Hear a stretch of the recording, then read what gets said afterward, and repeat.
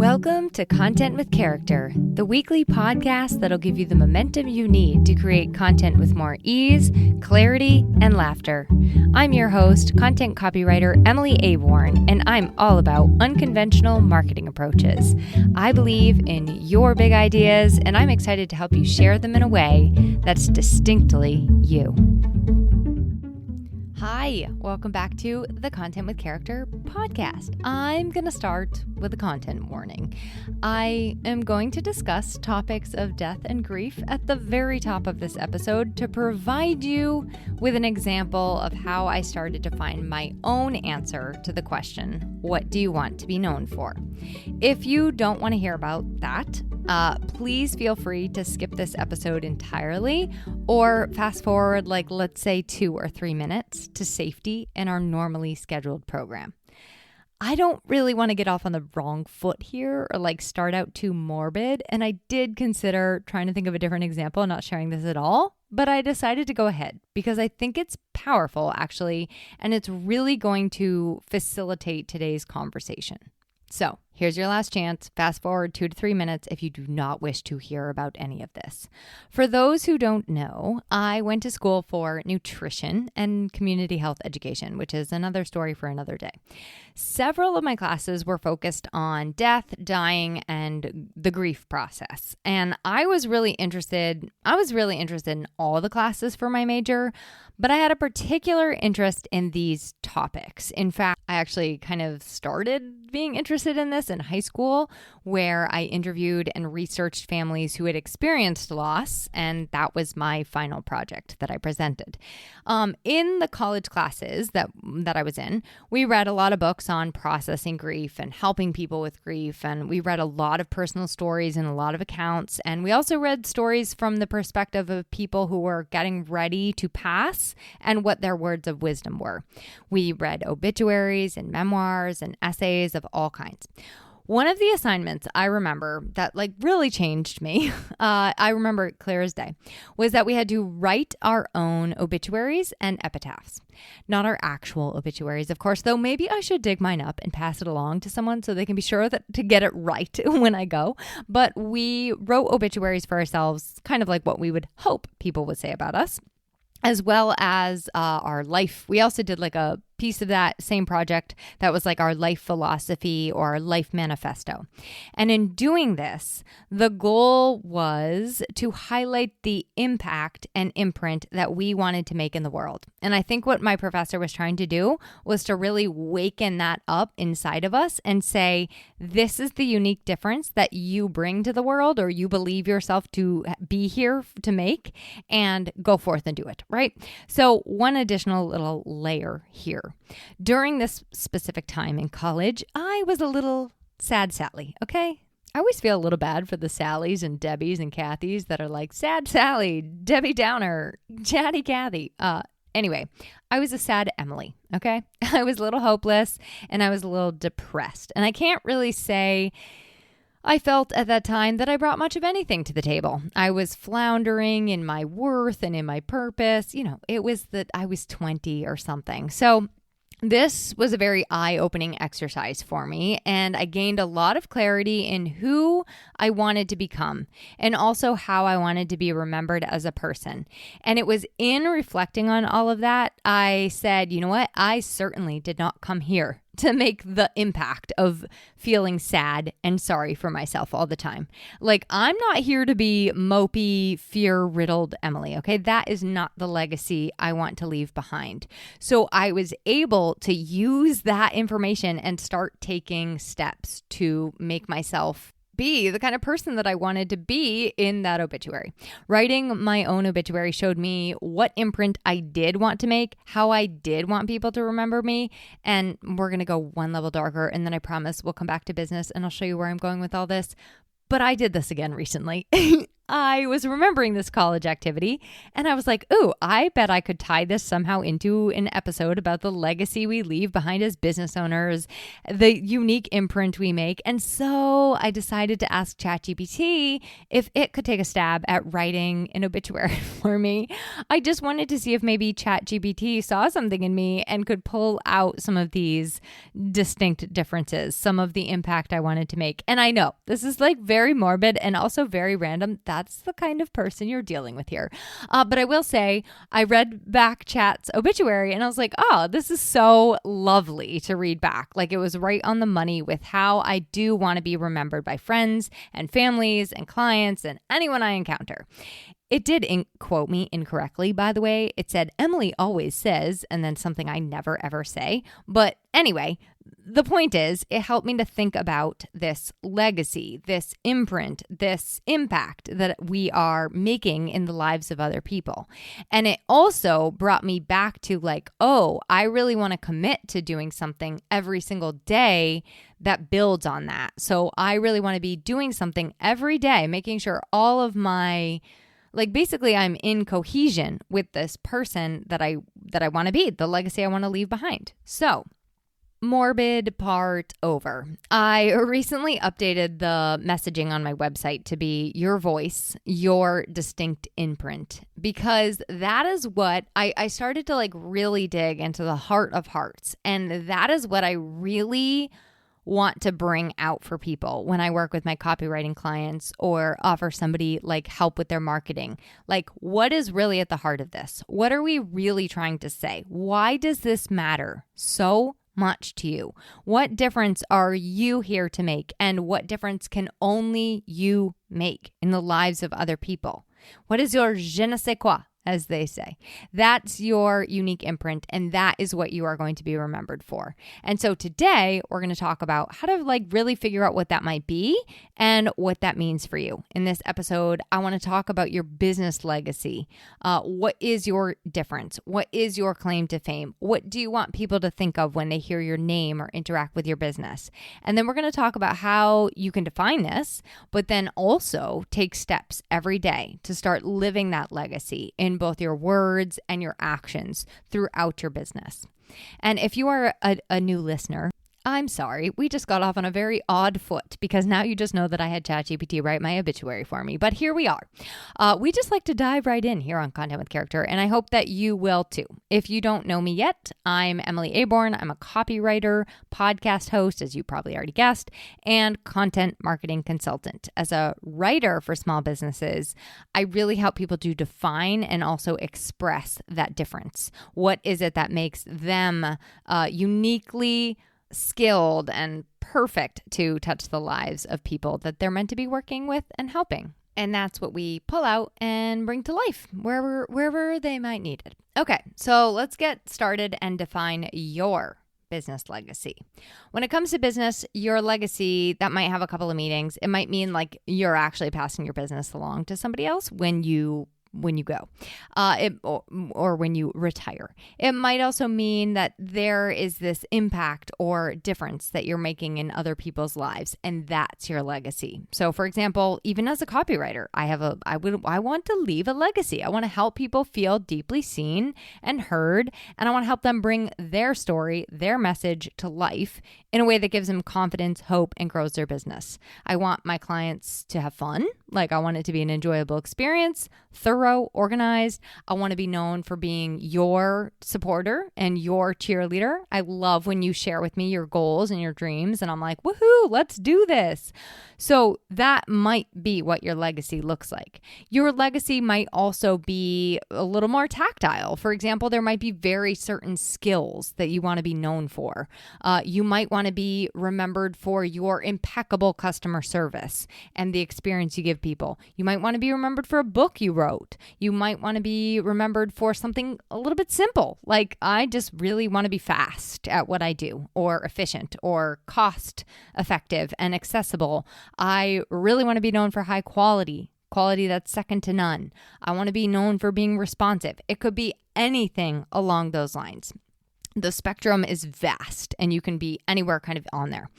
I tend to find though, if you are trying to be all the things to all the people, like you're like, I want to be friendly, fast, cheap, deliver great quality, offer great customer service, expert skills, be hilarious, be known for connecting people, be known for making huge change and impact. Like, I don't know, if you just want to keep lumping on everything along with the kitchen sink that you want to be known for, I think you often sometimes miss the mark of focusing on what is most important to you and how you're going to make the most impact. Because in some cases, if you do try to be all the things to all the people, if you want to have everyone, quote unquote, be your person, I think that you can sacrifice things. So, for example, if I solely focused on speed and I just wanted to be known as being the fastest, quality would suffer. If I solely focused on price and being the least expensive cat in town, my customer experience and quality may suffer because I have to take on more than I can handle, or my reliability starts to go down, or my creativity starts to go down, et cetera, et cetera.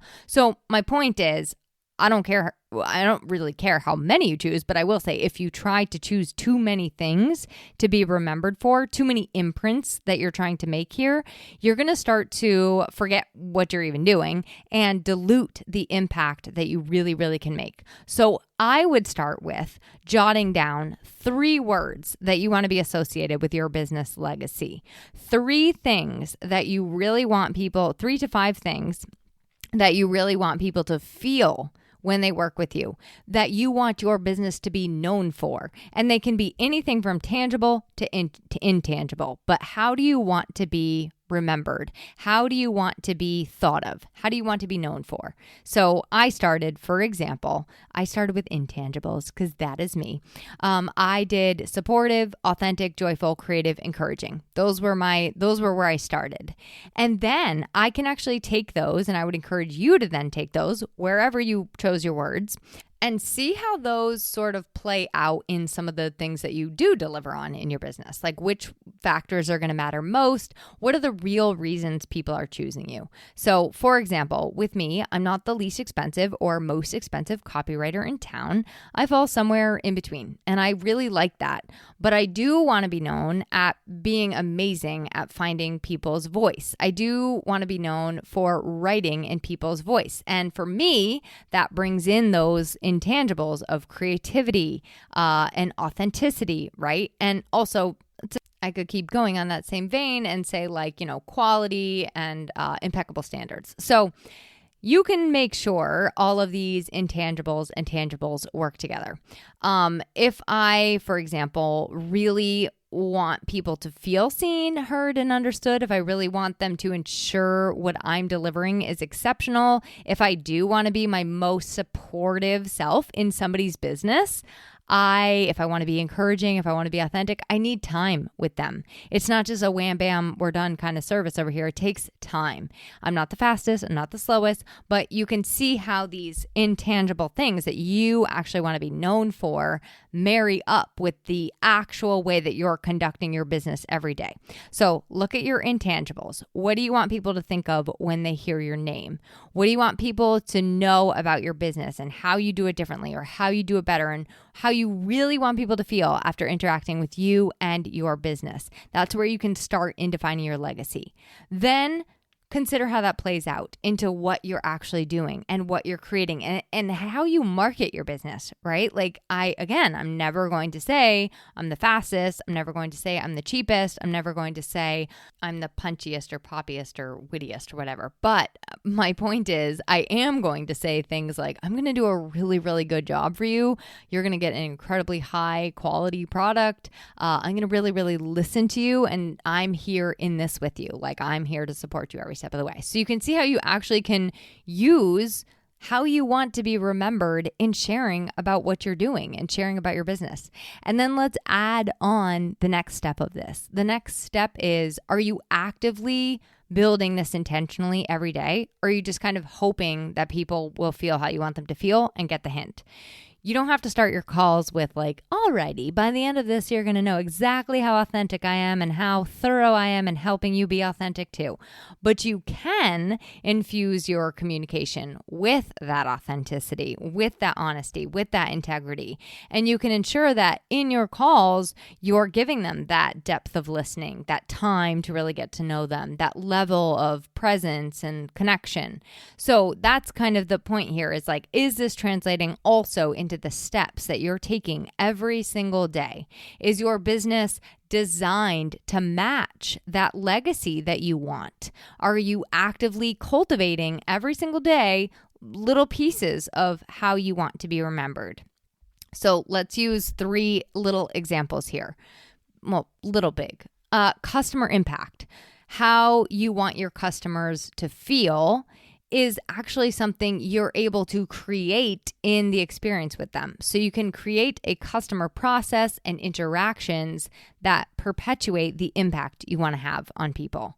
Your team and internal culture. If you want to be known for like treating your employees really well or having a really inclusive workspace, like these are things you actually can build in to the work environment. Are you actually building a strong, supportive work environment with open communication? Are you giving them opportunities for growth? So you can see how the legacy you want to leave, you're able to actually take steps and build that legacy right now. You don't have to wait.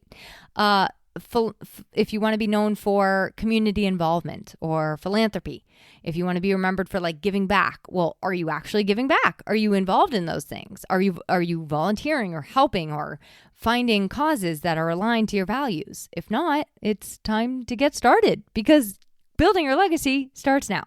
Creating a business identity and legacy, it does require consistency. I mean, that is how we become the people that we want to become. And I know consistency is so annoying. I say it all the time, but it is truly my favorite word.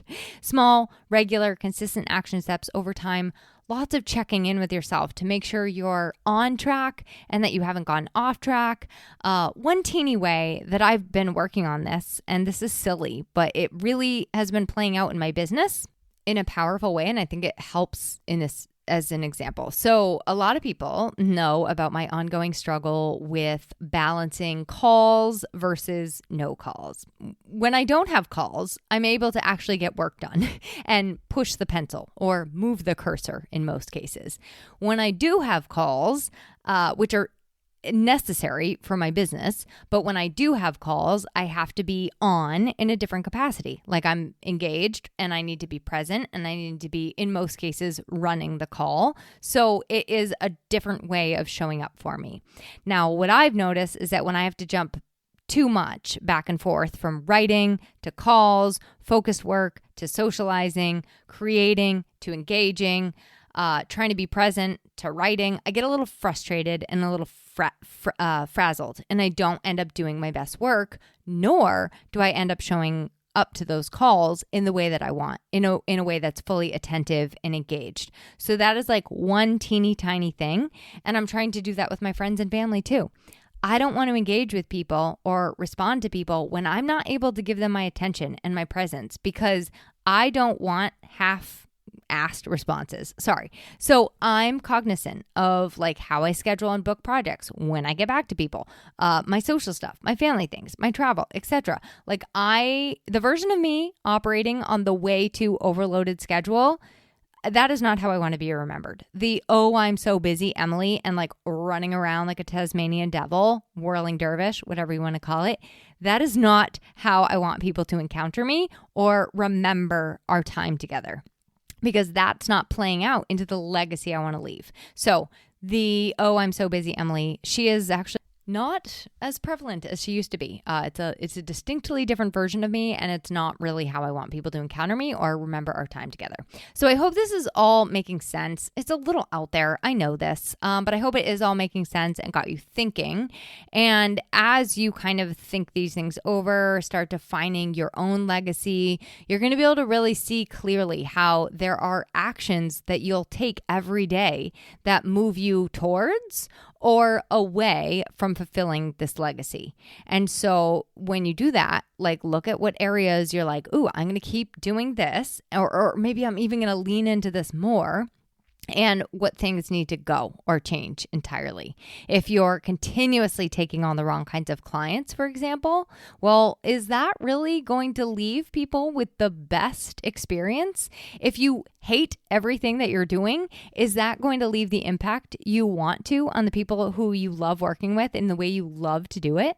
So consider all of those things. Like your business actually, it's your BFF if you make it so. It can help you to achieve those goals, even the longest of term goals in how you want to be remembered.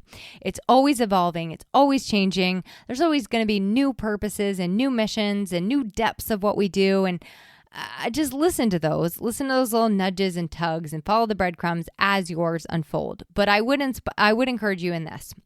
For today, as you've decided on those 3 to 5 words, write them down somewhere, and write them down somewhere where you can look at them and feel inspired and see yourself, right? Like you can also write them in the positive if you want to. Some people like to do that, like a kind of like an affirmation, like I am a leader, or I am leading people to joy, that kind of thing. I am a healer. I guide people to deep healing, whatever it is for you. But do write the words down somewhere where you can see them and remind yourself every single day that is who you are. That is where you're headed. That is how you want to make people feel. This is so helpful to also bring yourself back every time you get stuck in the trap of content for content's sake, or creation just to create, or pretty much doing anything anyone told you you should be doing or that you just think you should be doing. It can bring you back so crystal clearly to, no, I'm focusing on making an impact. It's about impact, not just more for the sake of more. Bring yourself back to the legacy you're leaving and what you want to be remembered for, and really speak and come from that place. That is your imprint, my friend. That is your distinct difference, the way you do it that nobody else can and nobody else will. So on that note, I'll leave you here. We had a little bit of a long episode last week on voice, so I thought I'd give you a shorty this one. But just remember, it's never too early. It's never too late to put your business legacy or your personal legacy, your deep purpose, your why, and what you really want to be remembered for. It's never too late to start living that today. Thanks for listening to this week's episode of Content with Character. If you loved the episode, please make sure to subscribe to the podcast, rate, review, and share it with someone else you know it could help.